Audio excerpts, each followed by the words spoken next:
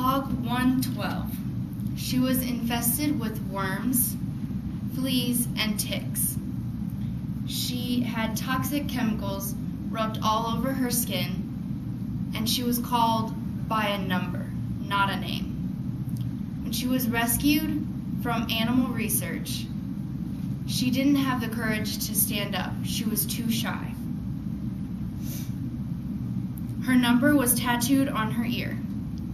This is the story of Libby, a coonhound that went through animal research.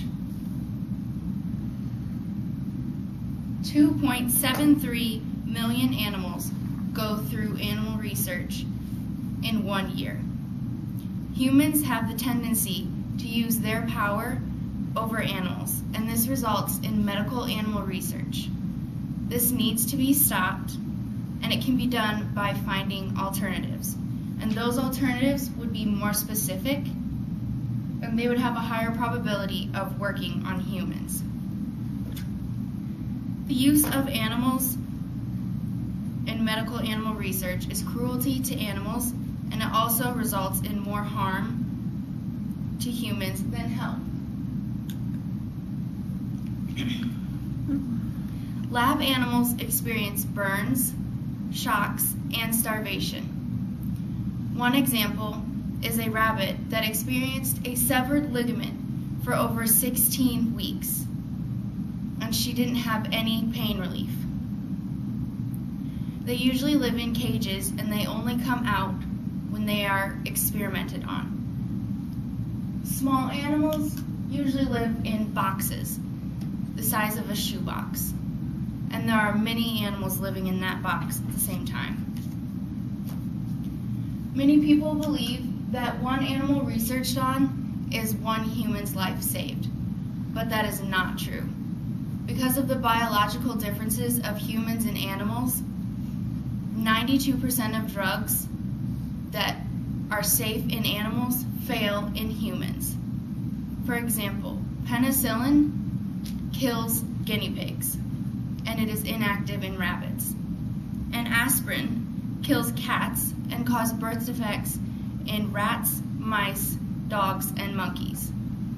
And morphine, which is a depressant in humans, stimulates goats, cats, and horses. Animal research does not reliably predict outcomes in humans. There needs to be a more reliable way to test out chemicals and drugs for humans. And there is.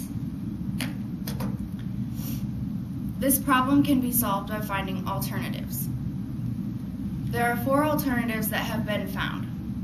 One of them is 3D in vitro, which can mimic how the human organ responds to certain drugs and chemicals.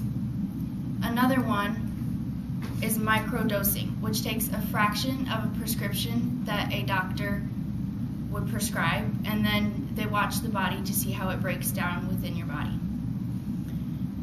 The third one is using MRI scans, CT scans, and EEG scans, and using your brain to see how it reacts to the prescription.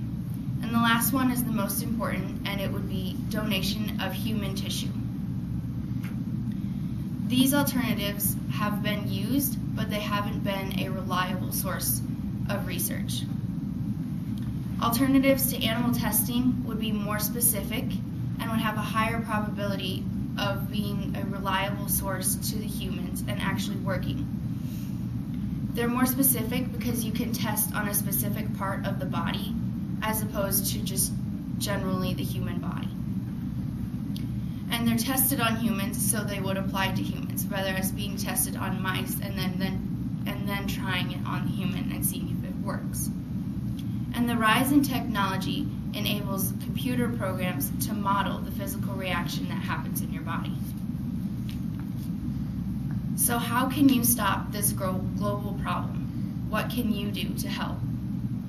First of all, you can donate. I know you're college students, but you don't have much money, but any amount of money can help. You can donate to PETA, which is People for Ethical Treatment to Animals. And any money you donate to PETA will go to help stop animal research or animal experimentation. Or you could only buy cruelty-free products. That isn't directly to medical animal research, but it's animal research in general.